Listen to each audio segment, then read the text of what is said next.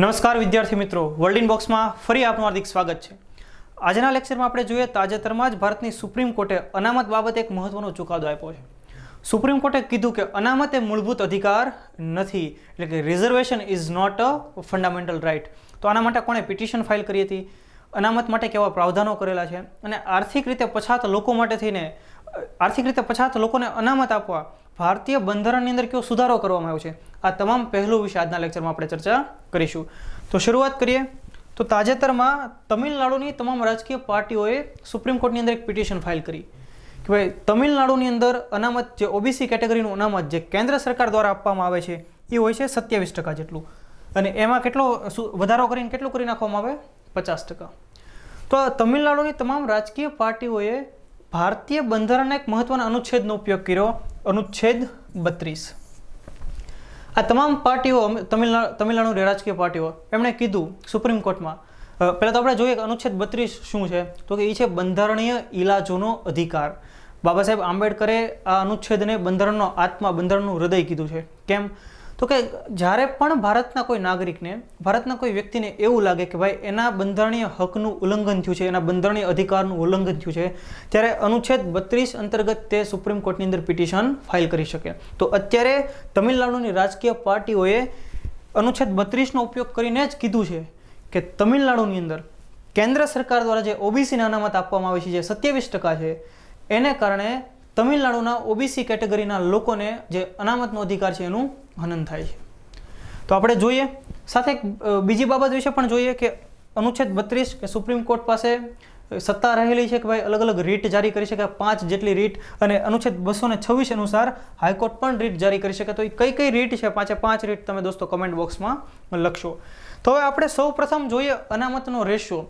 આખી બાબત તમિલનાડુ સાથે જોડાયેલી છે, તો તમિલનાડુની અંદર અનામતનો રેશિયો શું છે અને કેન્દ્ર સરકાર અંતર્ગત શું છે, આ બંને વિશે આપણે પહેલાં જોઈએ। તો કેન્દ્ર સરકારની અનામત નીતિ, તો ત્યાં અનામત આપવામાં આવેલું છે 49.5%। સુપ્રીમ કોર્ટનો એક મહત્વનો ચુકાદો છે ઇન્દિરા શાહની કેસ, એમાં સુપ્રીમ કોર્ટે એવું કહેલું કે 50%થી વધારે અનામત આપી શકાશે નહીં।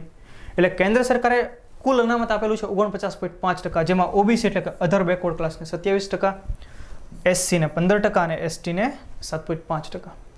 તો તમિલનાડુની અંદર અનામત કેટલા ટકા છે? 69%। તો પહેલો જ પ્રશ્ન એમ થશે કે જો સુપ્રીમ કોર્ટે એકવાર એવું કહેલું છે ચુકાદાની અંદર કે 50%થી વધારે અનામત નહીં હોય, તો કેમ તમિલનાડુની અંદર 69% છે? જોઈએ આપણે એ બાબત પણ। તો ઓબીસી, તો તમિલનાડુમાં ઓબીસીના બે પેટા પ્રકાર પાડી દેવામાં આવ્યા છે, એક બેકવર્ડ ક્લાસ અને બીજો મોસ્ટ બેકવર્ડ ક્લાસ। એ બંનેને બેકવર્ડ ક્લાસને 30% અને મોસ્ટ બેકવર્ડ ક્લાસને 20% અનામત। એટલે કે તમિલનાડુમાં ઓબીસી જે લોકો છે, અધર બેકવર્ડ ક્લાસ કેટેગરીના જે લોકો છે, એને કુલ અનામત મળે છે 50%।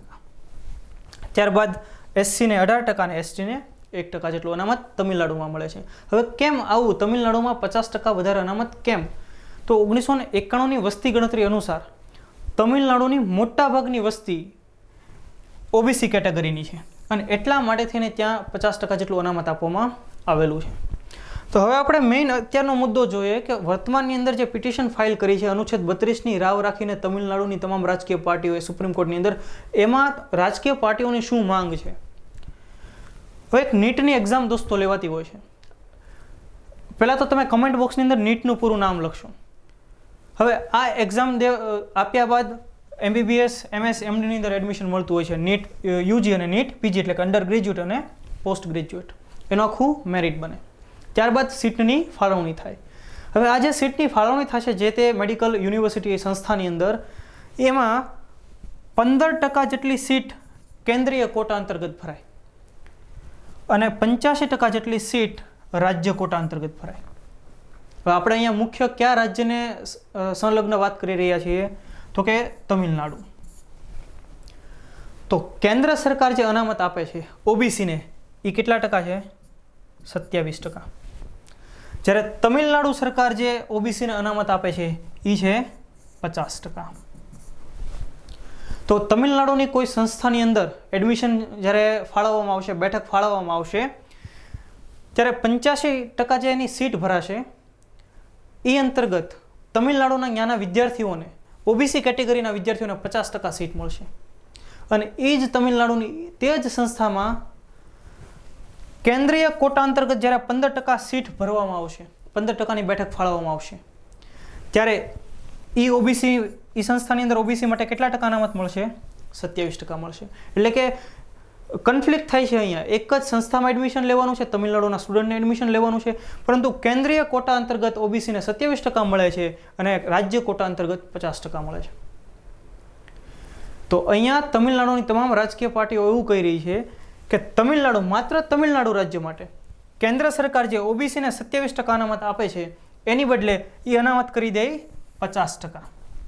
એનો સીધો અર્થ કે ઓબીસી કેટેગરીનો સ્ટુડન્ટ તમિલનાડુનું તો એનું 50% અનામત તો છે જ, પરંતુ ત્યાં કેન્દ્રનું પણ 50% અનામત ઓબીસી માટે મળવાપાત્ર થાય, એવું તમિલનાડુની તમામ રાજકીય પાર્ટીની માંગણી હતી. એ માટે એમણે પિટિશન ફાઇલ કરી હતી. પરંતુ સુપ્રીમ કોર્ટે કીધું કે ભાઈ તમે અત્યારે અનુચ્છેદ 32નો જે ઉલ્લેખ કરીને પિટિશન ફાઇલ કરી છે કે ભાઈ આ તો બાકીના જે વિદ્યાર્થીઓ છે એનો બંધારણીય ઇલાજો, એટલે કે એને જે બંધારણમાં મળેલો હક છે, રાઇટ ટુ એજ્યુકેશન છે, એનો ભંગ થાય છે, એ અહીંયા બાબત છે નહીં. અનામત મૂળભૂત અધિકાર નથી, એટલે તમે અનુચ્છેદ 32 અંતર્ગત આવી કોઈ વાત કરી શકો નહીં. એટલે સુપ્રીમ કોર્ટની 3 જજોની બેચે આ બાબતને ફગાવી દીધી છે. આપણે જોઈએ કોણ કોણ જજ હતા: નાગેશ્વર રાવ, રવિન્દ્ર ભટ્ટ અને કૃષ્ણા મુરારી.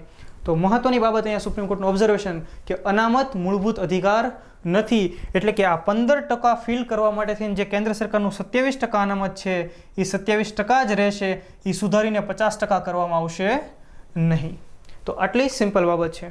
ત્યારબાદ આપણે જોઈએ અનામત વિશે કઈ રીતે ઉલ્લેખ કરી શકાય. એના માટે એક મહત્વનો અનુચ્છેદ આપણે જોઈએ, અનુચ્છેદ 16. એમાં શું ઉલ્લેખ કર્યો છે કે જાહેર નોકરીની બાબતમાં તકની સમાનતા, એટલે કે દરેક લોકો માટે તક સમાન રહેશે.